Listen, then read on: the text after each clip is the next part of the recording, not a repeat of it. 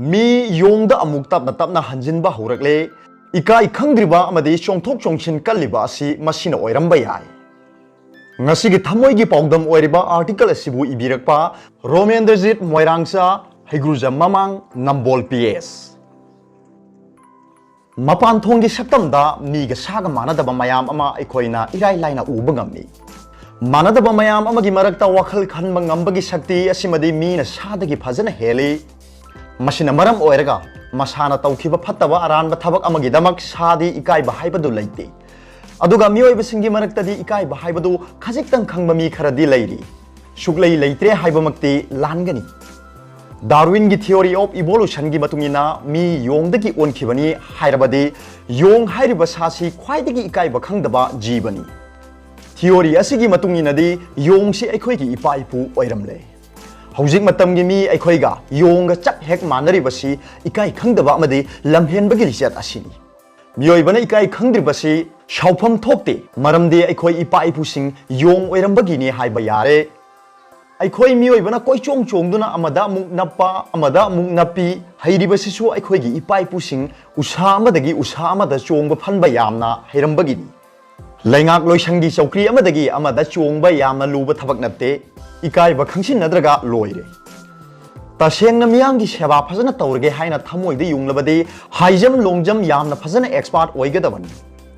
election matamda khut lonaduna laklaga vote ka khaba matamdana moina thokpa aningba apamba tawraklibadu aikhoi shaupham thokte maramdi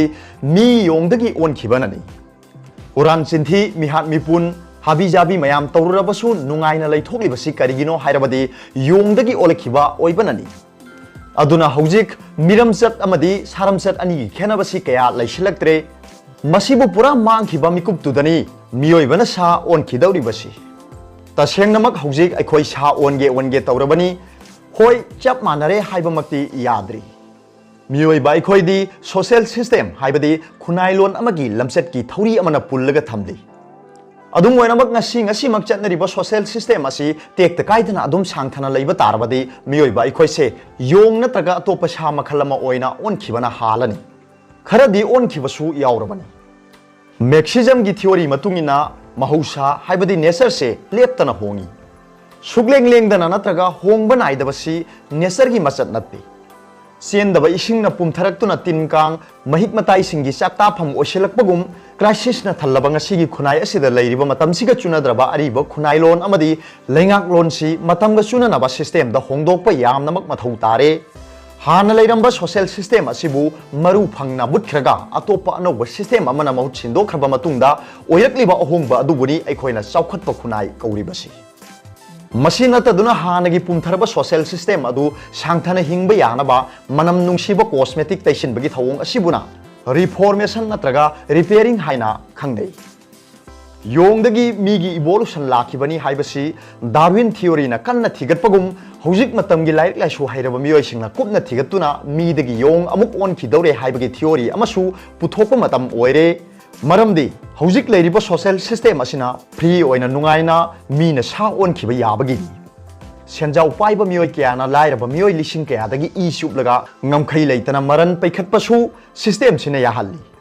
nakal amadana shuna mima nana hingma ngamjadraba chaningai thakningai phawba mapung phana leitaba pattatna lairaba mayam su leiri masimak miramchat mangchilaklaga saramchatta hena mathi phonglakpagi khudamni matang sidani mi haiba jiba makhalsi yamna kiningai oiribasi malemgi hojik luraba tanja sida mi sembirakliba lai mayam kadai de chatkhiraba jano hanglinglatli makoina semlakhiba sarakhiba product singsi yamna bera kaba yaure haibasi karimata udraba jala makoigi product si matamga sanadre expiry oire model ama sinbiro natrabadi chatnariba system siga mioibagi model ka sananaba miyamna hojiki social system si thugailaklagani khwaidagi kanba natraga khwaidagi singba jibadu nate matamgi awonbaduga susinaba ngamliba jibaduni hingaugadoribasi haina Charles Darwin na English ngamaga pan sungna mapanda hairami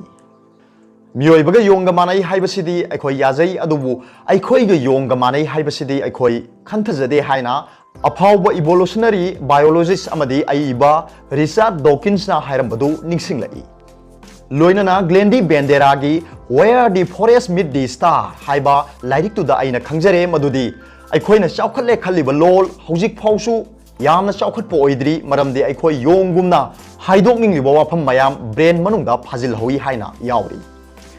ꯑꯃꯔꯣꯝꯗꯅ ꯍꯧꯖꯤꯛ ꯑꯩꯈꯣꯏ ꯃꯤꯑꯣꯏꯕꯅ ꯁꯤꯖꯤꯟꯅꯔꯤꯕ ꯕꯤꯒ꯭ꯌꯥꯟꯒꯤ ꯄꯣꯠꯂꯝꯁꯤꯡ ꯌꯥꯝꯅ ꯊꯨꯅ ꯑꯅꯧ ꯑꯅꯧꯕ ꯄꯣꯠꯊꯣꯛ ꯄꯨꯊꯣꯛꯄ ꯉꯝꯂꯦ ꯇꯁꯦꯡꯅ ꯃꯦꯇꯔꯤꯌꯦꯜ ꯇꯦꯛꯅꯣꯂꯣꯖꯤꯗꯤ ꯑꯉꯛꯄ ꯐꯪꯅ ꯆꯥꯎꯈꯠꯂꯦ ꯑꯗꯨꯕꯨ ꯍꯧꯖꯤꯛ ꯆꯠꯅꯔꯤꯕ ꯃꯤꯑꯣꯏꯕꯒꯤ ꯁꯣꯁꯤꯌꯦꯜ ꯁꯤꯁꯇꯦꯝ ꯍꯥꯏꯕꯗꯤ ꯗꯦꯃꯣꯀ꯭ꯔꯦꯁꯤ ꯍꯥꯏꯕ ꯈꯨꯟꯅꯥꯏꯂꯣꯟ ꯑꯁꯤꯗꯤ ꯆꯍꯤ ꯆꯥ ꯀꯌꯥꯒꯤ ꯃꯃꯥꯡꯗꯒꯤ ꯆꯠꯅꯔꯛꯂꯕ ꯑꯔꯤꯕ ꯆꯠꯅꯕꯤ ꯑꯁꯤꯅ ꯄꯨꯜꯂꯒ ꯊꯝꯂꯤ ꯕꯤꯒ꯭ꯌꯥꯟꯒꯤ ꯄꯣꯠꯊꯣꯛꯄꯨ ꯁꯤꯖꯤꯟꯅꯔꯤꯕ ꯃꯤꯑꯣꯏꯕꯁꯤꯡꯒ ꯁꯣꯁꯤꯌꯦꯜ ꯁꯤꯁꯇꯦꯝ ꯑꯣꯏꯔꯤꯕ ꯄꯣꯂꯤꯇꯤꯀꯦꯜ ꯁꯤꯁꯇꯦꯝꯒ ꯆꯥꯟꯅꯔꯛꯇꯕꯗꯒꯤ ꯍꯧꯖꯤꯛꯀꯤ ꯀ꯭ꯔꯥꯏꯁꯤꯁ ꯃꯌꯥꯝꯁꯤ ꯃꯔꯨꯑꯣꯏꯅ ꯊꯣꯛꯂꯛꯄꯅꯤ तसेंबदी टेक्नोलॉजी दा अहोंग लाक्लबदी पॉलिटिकल सिस्टम सु मधुग चानगदबा मओंग दा चेंज तौगदबनी मधुगी महुत चही चा कया हेलबा अमनब सिस्टम अमना फाजिनबदगी वाथोक खुदिंगमकी हौरकफम मसिना ओइरकपनी हाइबा याय चटनरिबा सिस्टम असिना फ्री थाबदगी मरल मथुमना चिंगदौ पैखतबदगी हेंदोक्तुना मरमदमगी बैंक ता पैसा थमफम लेरक्तबदगी मिरैबाक ता ब्लैक मनी ओइना पैरगा थमनरिबनी हौजिक मियामना सिनरिबा अंगौ पैसासिगी महुत्ता अमुबु ओइना पैरगा थंबा असिनासु ओक्तबदगी मियोय खुजोक खरदि पैसागी वाखलदा अदुमक ngauri ngasi चटनरिबा सिस्टम सिना मीगी मरक्ता मखोइबु थोइदोक हेंदोकले हाइना उरबसु तसेंबदी साधारण मीना सत्रबा लिसेट अमा मखोइना चटलबनी मियोइबगी इवोल्यूशन दा मखोइसे तोंगान तारबा अतोप जीव अमदा तपना तपना ओनबा हौरबा कांगलुपनी मखोइ इमुंग मनुंगी मचिन मनाव मरी मता सिंगी ओइबा थमोइगी मिनुंगसी मरी फावबा मांगलदुना पैसागी रिलेशनना सिनख्रबा कांगबुनी तमथिरे हाइरिबा सा कई फावबा मबुक थलबदी तुमिन्ना कुंदुना लई अदुबु वाखल खनबा ngamba मियोइबदी ओकप पेनबा नाइदे अखोई मियोइबदा कानाबता पीरिबा उवा मना मसिंग अमदे महौसागी चिंगपा तुरेनसिंग मियोइबना लेप्तना मांगहन ताखल्ली मुक्चरिबा अखोई मियोइबना पानबी अमदी मना मसिंगुम मथंत फोटोसिंथेसिस तौदुना हिंगबा ngamjadri